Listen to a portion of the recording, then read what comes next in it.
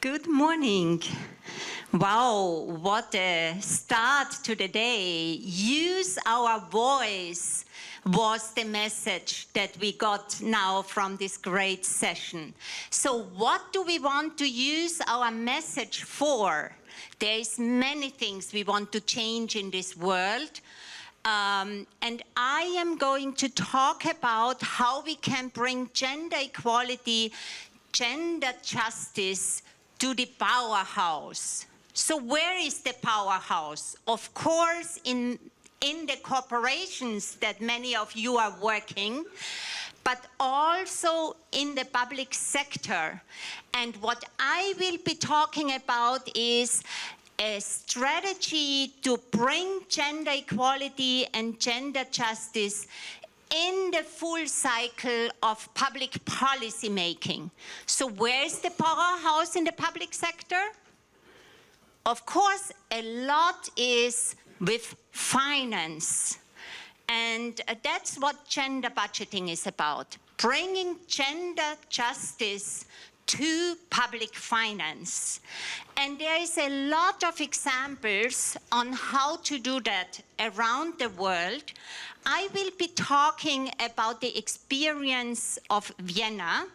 So let me see, and yes, it all works. So let's look at some of the lessons. And we heard a lot, or we practiced a lot, about getting our voice stronger, putting emotions to it. And one thing is, I want to say that at the roots of gender budgeting in Austria and in Vienna, there was committed women, yes, at that time it was only women, committed women from civil society, committed feminist economists who started to talk about the issue. It's about 20 years ago, a little bit more. There was a conference, and if I see you now almost about here, like this one here, bringing international experience to Vienna and discussing on how to start gender budgeting in the city and also at the national level. And then it is using this powerful voice to advocate, to bring it into the city halls. And of course, at the beginning, it wasn't very easy because public administration thought, what does gender have to do with finance? And, you know, it's not, we have more important things to do. Isn't that a thing we often hear? More important things than gender equality. How dare you say that? And over the years, actually, the strong voices of women succeeded in convincing the public administration. Let me start with one citation from a high-level public official. Investments in gender equality are an economic success factor. If women achieve more, the GDP, the economic wealth is higher. Human development is higher if women achieve more, which means both women and men are better off when there is a high level of gender equality. I will stop it here, and I think it is one of the important work we have to do. Still, we as convicted feminists, we as convinced feminists, as strong feminists, have to bring this message across.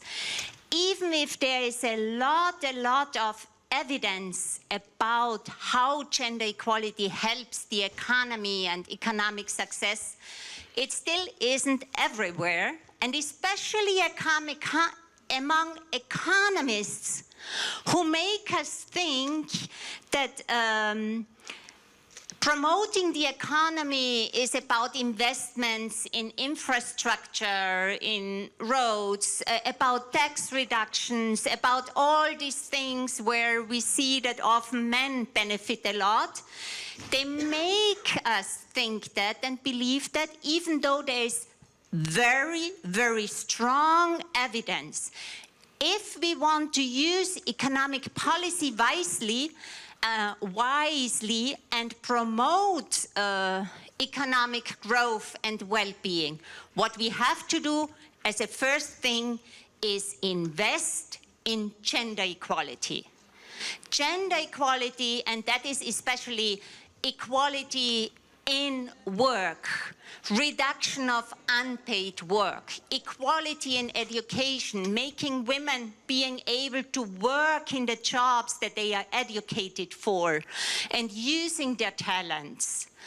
All these things and much more, we know now by economic research, leads to better growth, better economic growth, higher employment, and value creation. So that's what we need to do, and we still need to use our voices to get this message across.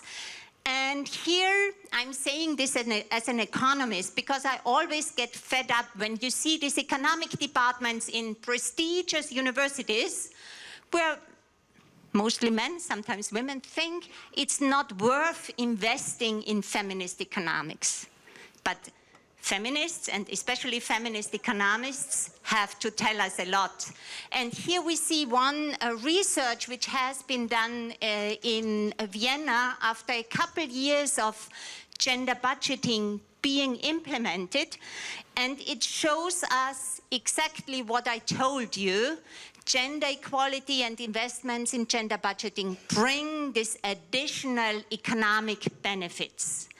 And they did study several measures that have been carried out in the frame of gender budgeting in Vienna. Among these, the introduction of a free childcare, like a year of free childcare for all. And it turned out just this one measure had very high positive impact on the employment rate of women with children.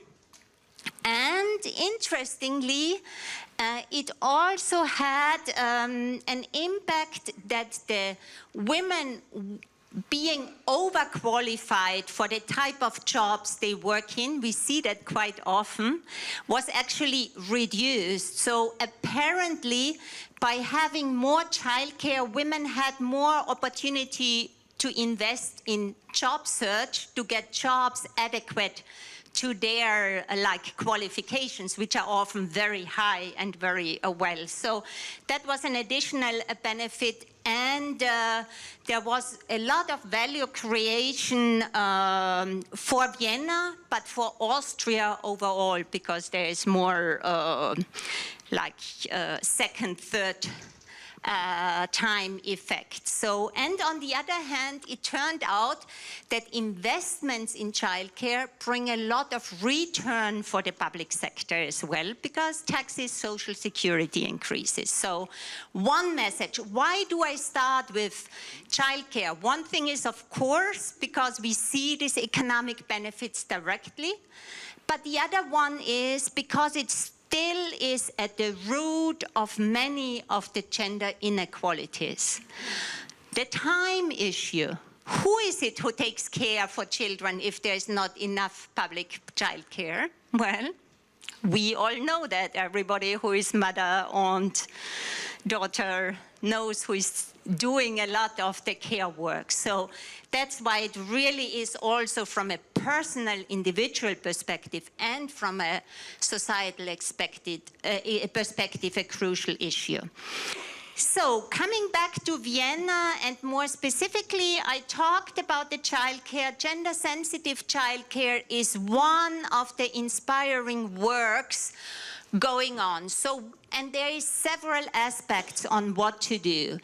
It is, of course, providing more places, like from children from a very young age up to schooling, but it is also about gender-sensitive pedagogy, because we need to change role models. So it's from an early age, like promoting girls to do everything, also playing with traditionally boys' things, etc. And also just changing stories, pictures, etc. And it is a lot of work in Vienna getting also men into childcare work. So here we have this big issue of changing like the role models, etc. So these are three among the many things. Another work is done, and I cannot tell you all, because in Vienna gender budgeting means actually going into each and every policy area and look at what can be done to promote gender equality. So one other example is, which is really inspiring, is fair share city and gender responsive city planning. And let's not think that in Vienna it all works so smoothly. So as in many cities or in many areas, there was a very male-dominated planning department. So again, it was the beautiful, strong and persistent voices of women. I want to name one, Eva Keil. If anybody is interested in gender equality in urban planning, she has been the star, the bright light of convincing these men that it really makes sense to look at city planning, urban planning from gender equality perspectives. And she and then increasingly colleagues have done a lot and succeeded to really integrate it. So that has many aspects. One is having participatory processes, for example, when this is one specific place, a place where there is a lot of migration, youth, like many different groups coming in, and it was a bit of a difficult hotspot. And so the city decided to change it, and what worked very strong and well is to having a profound participatory process. And again, let's not think that it's so easy. Every participatory process is just gender equal in participation. Well, whoever is in these processes, we know well that that's not the case. So again, a lot of investment to have women's voices from different walks of life heard, and not only men speak up as the first ones. Here I am, I know everything. No, to really have everybody participate is quite a process, but it works well. And this has been done also in gender-sensitive park design.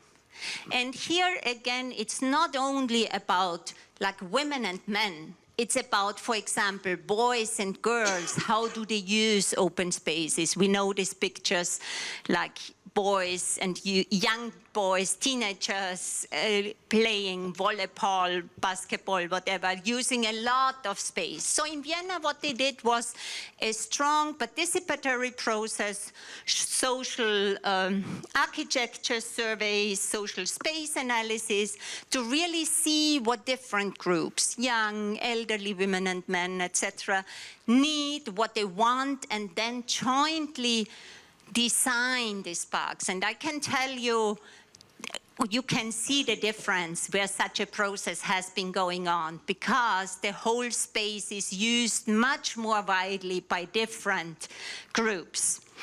So, and there is a lot. Another one is like to really bringing people into the streets, except of the, instead of the usual picture of having cars in the streets and people somewhere on the sides, one aspect of gender-sensitive urban planning is to try to really make public spaces multiple use, cutting off temporarily or sometimes even permanently some streets and making them public spaces to be used by the citizens, gardening, urban gardening, etc.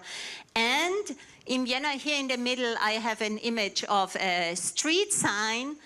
And actually this question, who is represented in the names of the streets? I don't know Budapest well enough to have a survey of what the percentage of women represented in street names and places is here. I can tell you in Vienna, there is a Yeah, such a difference. So a lot to do. However, there is this one new district, Seestadt, where actually the city promoted a lot of getting women.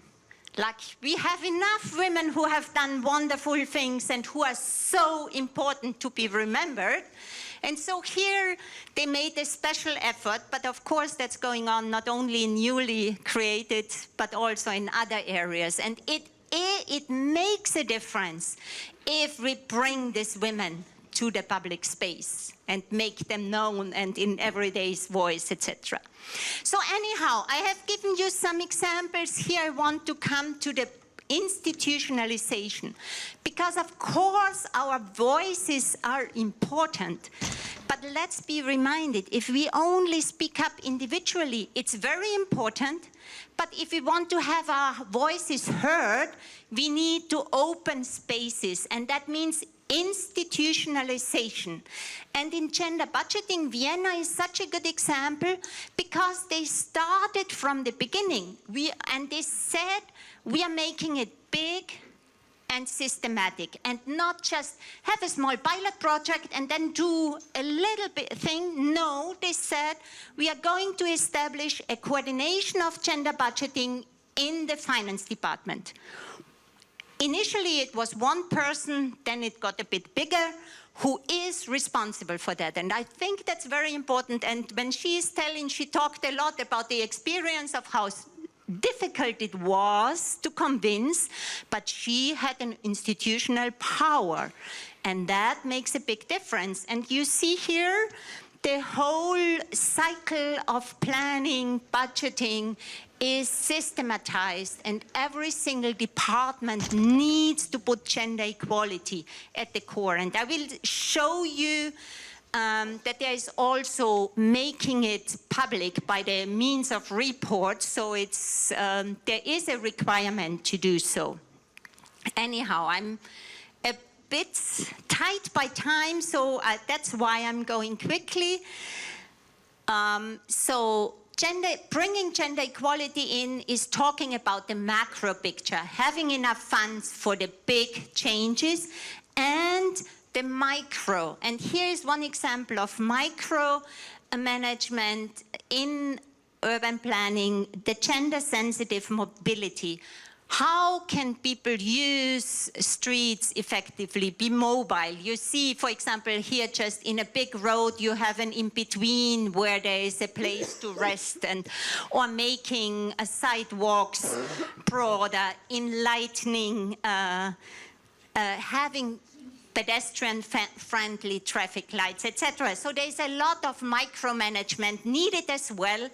And then Vienna is very prominent about public housing. You might know, very good, also middle class, like a very mixed public housing. And what Vienna has started is to make competitions for the builders for these housing spaces, not only public, also private. And there is a process with requirements, and there is social criteria, including gender equality, introduced in that. And that makes a big difference. So it's not just building apartment blocks to make as much profit as possible, but to build social spaces, new quarters, Grätzl, as we say in Vienna. So to have like a social development. And then gender housing projects. There are some particular housing projects only for women, like rent contracts only with women. This is small, this is single projects, but then there is also thinking about housing design to make it good for the everyday use. For example, that from the areas where you're most, you can look at the places like the green area or playground where the children play, so you have a more direct way. So there's many aspects to that. Again, on the more systematic thing, it is involving the mayor and the council regularly. Every year. For the sake of time, I will be brief, and here I have an excerpt of the way how it is documented. Gender budgeting in Vienna means that what I told you, every department needs to work on it. This needs to go in a gender budgeting report at the time the budget is tabled with gender equality goals, indicators to measure, and how much budget there is for the measures. And then there is, at the end of the budget process, there of course is the auditing reports. And again, there is a gender auditing report to go with it. And I think this full institutionalization is really crucial to slowly change the powerhouse. Another aspect, supporting positive masculinity. I'm not going to say more as I'm at the end of my presentation, but I hope this gives you an overview that gender budgeting, if it's done well and right, and the city takes it as a responsibility, can really make a difference and can bring more gender justice to the city. Köszönöm. Thank you very much.